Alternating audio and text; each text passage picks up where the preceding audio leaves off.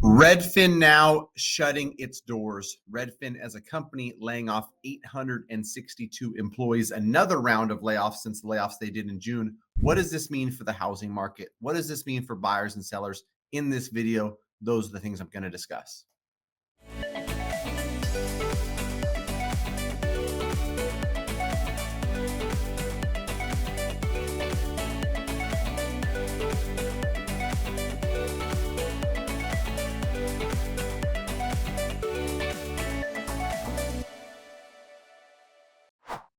All right, Matt, the mortgage guy, residential mortgage broker, licensed across the country. If you want to connect with me and my team, go to greatmortgagebroker.com. Fill out the quick form, let us know where you're at and how we can help. There's going to be some great deals as these iBuyers unload their properties. If you want to get them, greatmortgagebroker.com. Get yourself pre-approved, get out there and get in the game. In today's video, I want to talk about not just Redfin and not just the iBuyer model, but what does this mean for the housing market? What have they done wrong? Why do they say that they're fundamentally flawed? That's what the analysts say. And I'll give you some of my true thoughts on Redfin as a company.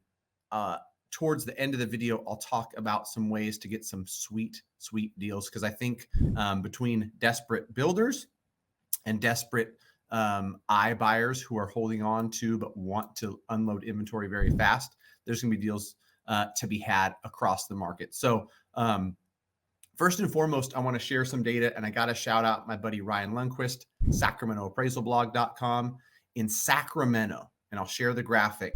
Redfin is going to unload, the stuff that they've bought as iBuyers. That's the Redfin Now portion of their business. They're shutting down, and it's pretty wild to look at acquisition cost versus current price. And current price doesn't mean they're going to get it, right? So how big of a loss they're going to take on some of these things. They've got something they acquired at $750,000 that they've got listed at $649,900, $100,000 below what they bought it for. They might take $150,000 loss on that if they accept something at $600,000. And you can go down the list. I won't name all of them, but it ranges, from a 12 or 13% discount from what they paid to, in some of these, I think they're going to take a 20% plus loss. This is the reason why these iBuying companies shut down that side of the business, because it just becomes them bleeding, and they want to stop the bleeding. No more Redfin Now, no more iBuying, shut down the business, similar to what Zillow did. And, it fails for a number of reasons. I was listening to my buddy Mike Zuber have a conversation where, these iBuyer models, and a quick caveat on why they're failing, they cannot know what a boots on the ground real estate investor knows. They can't just create a bucket that says if it's built in 1980 or sooner, if it's a 3-bedroom, 2-bath, if it meets this criteria, we'll pay X amount of dollars, especially when they're just out there submitting offers in a market where things continue to go up. And that's not always the case in real estate, right? Where we're seeing double-digit price growth. And so the cool little thing that I heard Zuber talking about that I hadn't heard before is there was wholesalers in these markets. Wholesalers are guys that go out there and say, hey, Betty Sue, I know that you've moved out of this house and you're living with relatives now.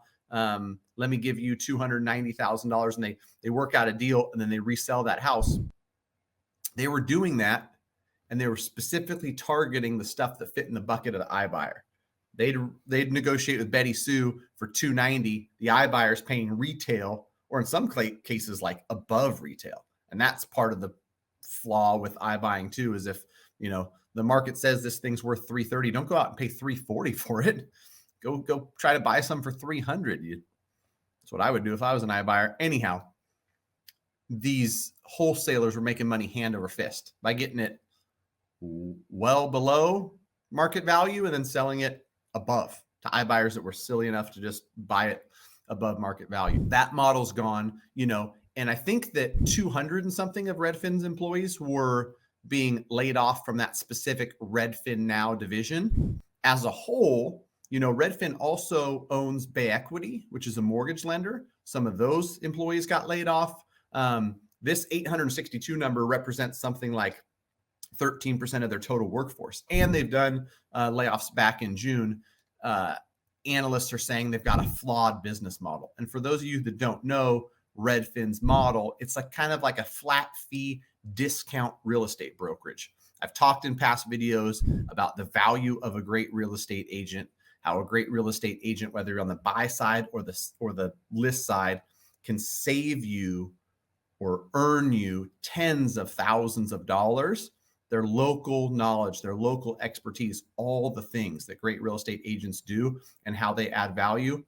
Not all agents are great agents is the only caveat. You know, the analysts that talk about Redfin being a flawed business model talk about that, you know, how they differentiate themselves. Like, and Redfin will say it out loud, you know, they offer sellers lower agent commission fees, and you know, Redfin agents have a base salary and then bonuses for every home. So they're doing it at a cheaper price. And, you know, in up markets and in down markets, that can hurt the business model. So we'll see what comes of it. I happen to be, honestly, a fan of Glenn Kelman. I think Glenn Kelman is a great CEO. I think he's a great leader. I think that he cares about people. And, you know, it showed in some of his comments. Let's not pretend like Glenn and Redfin are the only companies that are downsizing and suffering and trying to, like, you know, make correct business decisions. When I read some of the remarks from Glenn, I believe it to be true. I believe it that it hurts him to lay people off. I believe it that, you know, doesn't like to do that, but ultimately it's business, right? Where 7 million homes being sold one year goes down to 4 million homes being sold in the upcoming year, whatever that number ends up being, that's a 40% decrease in the number of homes sold. When you're in a business that relies on home sales and purchases, like there's just cuts that need to be made for the health of the business, right? So some of the stuff that came out of his earnings call, right? There'll be other times to discuss plans to grow, but like for now, we're closing the iBuying business. And, you know, talked about like the problems of it. Like one of the problems being like iBuying has become less certain. And like they rolled it out broadly and it just like people weren't buying into iBuying.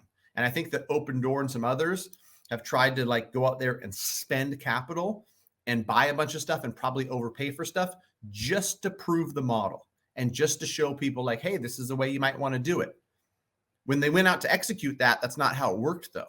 Wholesalers took advantage of them. They overpaid in markets and they lost millions of dollars. And so like, I don't know if that's the correct strategy, right? And a lot of companies in a lot of different sectors outside of real estate can spend hundreds of millions of dollars, prove a model, and then on the back end of that, recoup and reap the rewards. In real estate, I don't know if it's that easy to do. And from, you know, Zillow's failure and Redfin's failure in the iBuying model, it might prove out to not be the case. So second problem that Glenn pointed out was, you know, it's a lot of money and uncertain benefit, like hundreds of millions of dollars in houses. And it was interesting how he worded this, right? We've tied up hundreds of millions of dollars in houses that you yourself wouldn't want to own right now. And he's true, right? Like from the graphic I showed, a house that you paid $750 for, it's listed for $650 and it's not selling yet. Like, would you want to own that, right? And so Redfin as a company, just like you as a seller, don't want to own these assets in a market that is declining. Sacramento specific, I just read a stat from my buddy, another shout out to SacramentoAppraisalBlog.com and Ryan Lundquist, that you know, seasonally you see median home price decline. It happens every winter, but this winter it's especially what's the right word? More aggressive than normal. In a normal winter, like from peak to trough, you might see a 4 or 5% decline in median home price. So far, we've seen 12%, right? So it's like triple. So anyhow, I do want to give Glenn the respect and nobody likes layoffs. Nobody likes to do this stuff. Anybody who, cares about humans, right? And this is a blip of his call that I want to share. A cyclical industry makes it hard to build a caring culture. We could be cynical and stop trying to care, or even more cynical and say we only pretend to try. But those of us still here tomorrow will have remained for a reason, united by a now ancient belief that what's smaller can become bigger, that the only thing more inevitable than love's failures and its triumphs. Whether you're staying or going, you can, as always, call my cell to vent, to plan your next career move, to ask questions, to say goodbye. I don't know. I'm one of those people that, like, one of my flaws is probably that I give too many people the benefit of the doubt. But from past actions and from things they're doing, I think Redfin has got great technology. I think Glenn is a great leader. I think they're going to find a way to adapt, and maybe they create revenue by other means, right? Maybe they get out of the model that they're currently in, where they're doing, they're basically a discount brokerage, right? Maybe they prove that to be something that doesn't work, and then they want to partner with agents, and they can use the great technology. They've got one of the best platforms for searching homes, in my opinion. Maybe they partner with agents and they can do something, like Zillow does, where they make revenue off of searches and eyeballs and leads and things of that nature. So anyhow, in closing, I do want to talk about amazing deals that I'm seeing. I won't name any specific builders, but like I said, iBuyers and builders have inventory that they want to sell. No doubt about it, right? And sellers are in a pretty crappy position of the longer they hold and the longer they don't sell, it looks like the less money they're going to get. They're trying to catch a falling knife. And where are they going to catch it, right? Do they catch it now? That house that Redfin has listed at 650, they bought for 750. Do they just catch the knife now at 600 grand, or do they wait and maybe they have to settle for 570? Who knows, right? But as a buyer and as an investor, I think there's opportunity galore. I talked to an agent yesterday who negotiated $105,000 between price reduction and credits on a new build. Those are the type of deals you want to find.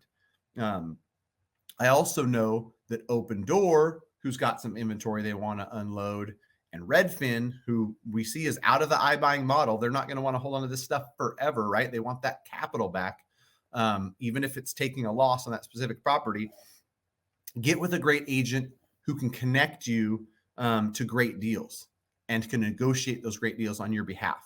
So iBuyer inventory that's got to go, a seller that's motivated, or a builder that's trying to get stuff off the books before the end of the year.